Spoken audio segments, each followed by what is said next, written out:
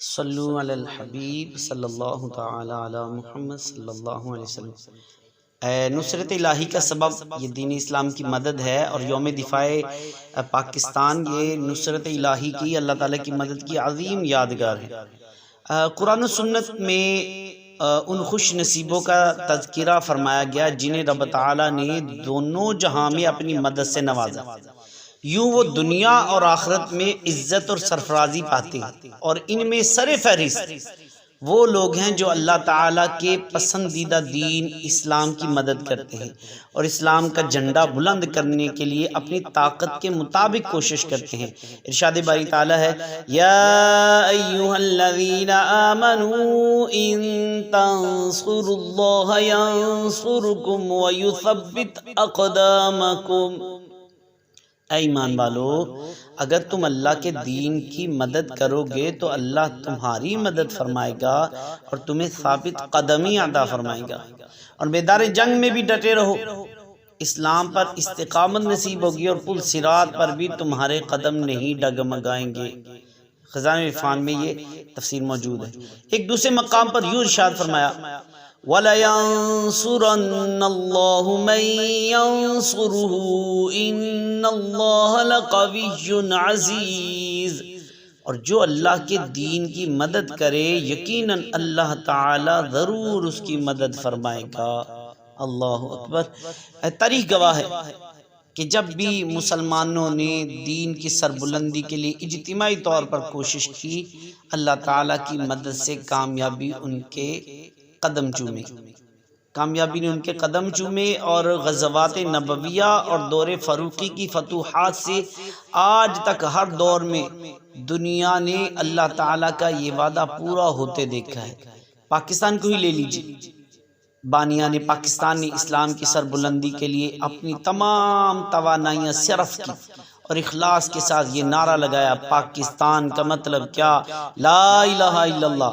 تو بے سر و سامانی کے باوجود اللہ تعالیٰ نے انہیں کامیابی سے نوازا اور مختصر عرصے میں پاکستان کو آزادی کی دولت عطا فرمائی۔ پھر یوم دفاع پاکستان کے موقع پر رب تعالیٰ کی طرف سے ملنے والی مدد پر غور کیجیے۔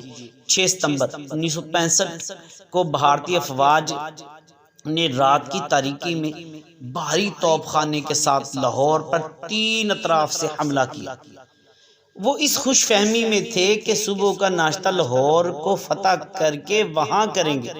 پاک فوج کی توجہ لاہور سے ہٹانے کے لیے بھارت نے سیالکوٹ محاذ پر بھی 600 ٹینکوں کے ذریعے حملہ کیا تھا۔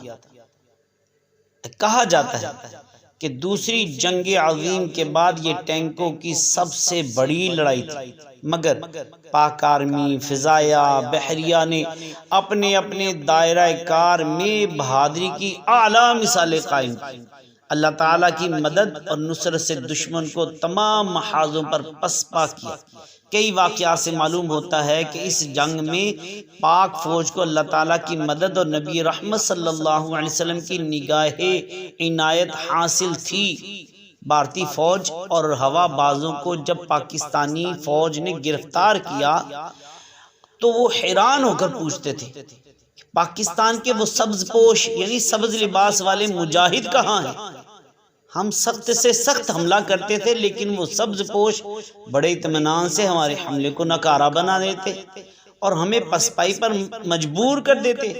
اور انتہا یہ ہے کہ بھارتی ہوا باز نے پاکستان کے ایک معروف شہر پر تقریباً 250 بم گرائے، لیکن اللہ تعالیٰ کے فضل سے اس شہر کے ہوائی اڈے کا بال بھی بیکا نہ ہوا۔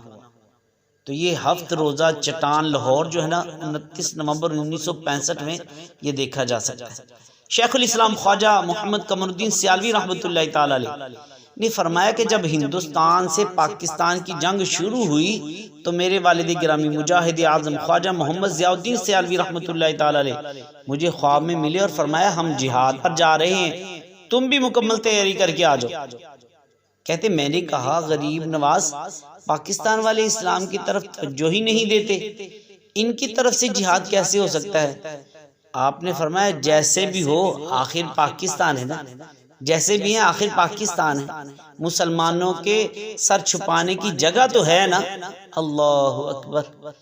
تو یہ جو ہے ضیاء الدین سیالوی رحمۃ اللہ تعالی علیہ کے کلمات، جو پیر قمر الدین سیالوی رحمۃ اللہ تعالی علیہ نے یعنی کہ جو فرمائے تھے تو وہ ہیں۔